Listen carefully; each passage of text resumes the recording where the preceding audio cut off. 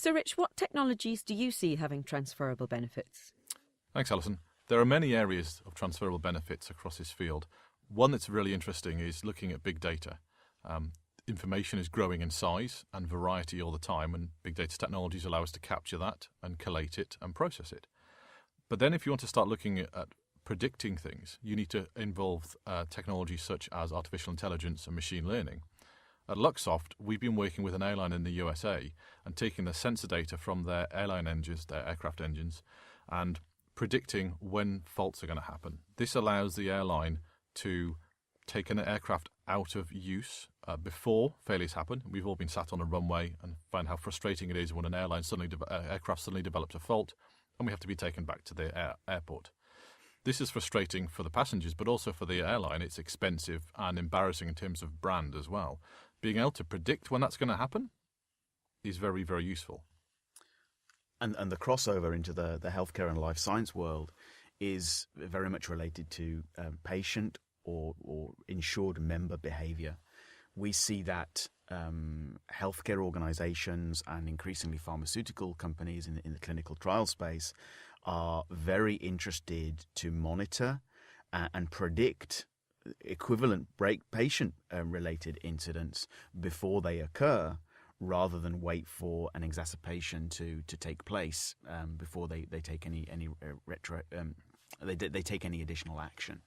We're working with healthcare organizations to develop behavioral-based algorithms such that we can build up a pattern of a patient's normal behavior, including things like the time they wake up in the morning, the number of times they go into the kitchen, the amount of water that's consumed within the building, all elements of data that individually are not very telling, but when combined together and relayed over time, can actually build up a pattern of behavior that can be monitored, such that when deviations start to take place against that normal pattern of behavior, such as somebody repeatedly getting out of bed much later in the morning, or maybe not going into the kitchen to cook themselves something to eat, they're indicative of a change in behavior and perhaps a change in the individual's health. And we're seeing how relevant that is with the management of the health of elderly people, for example. And we're seeing examples where collecting that information, building the patterns, and then triggering certain events. And in the very simplest instance, it may be triggering a family member to give them a call to check that they're okay, or in more severe instances, alerting a healthcare professional so that they can make a visit.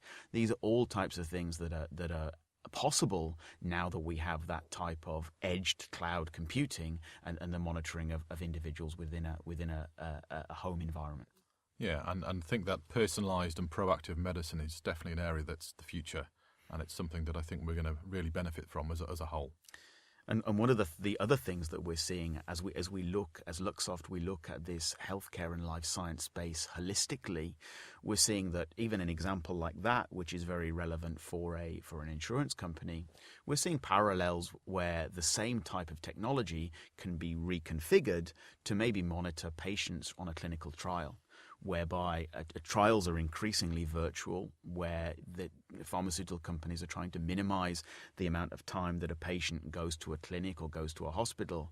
So any insights that they can get related to the patient experience, especially in the early phases of a patient taking a new drug for the first time, whether it's safety-related information or efficacy-related information, it's all really powerful, and it ultimately is shortening the time of the trial and shortening the time of getting life-saving treatments to patients that really need it. Interesting.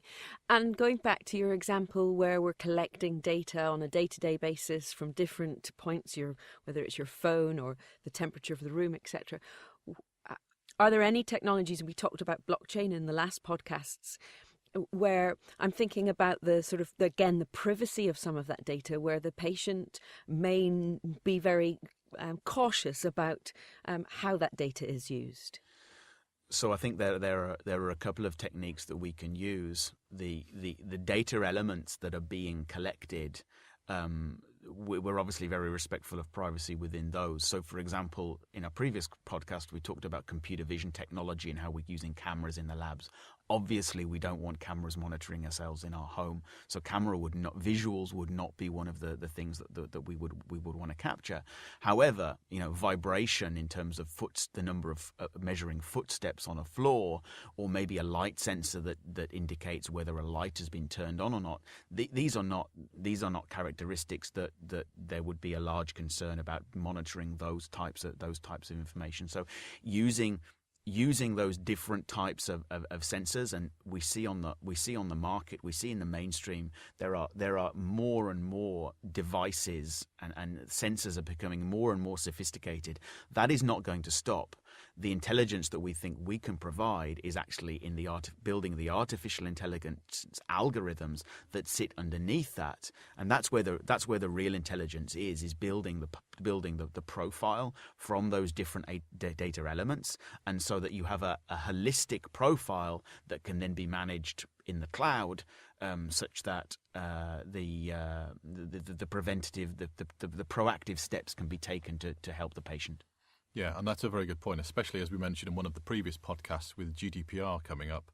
Anything that's personally identifiable information, or PII, is going to be a very close thing to monitor and take care of. So using the data that is relevant but not personally identifiable is a very important way to go forward on this. Facilitating the technology to make it easier and cheaper, and having less regulatory oversight in this area.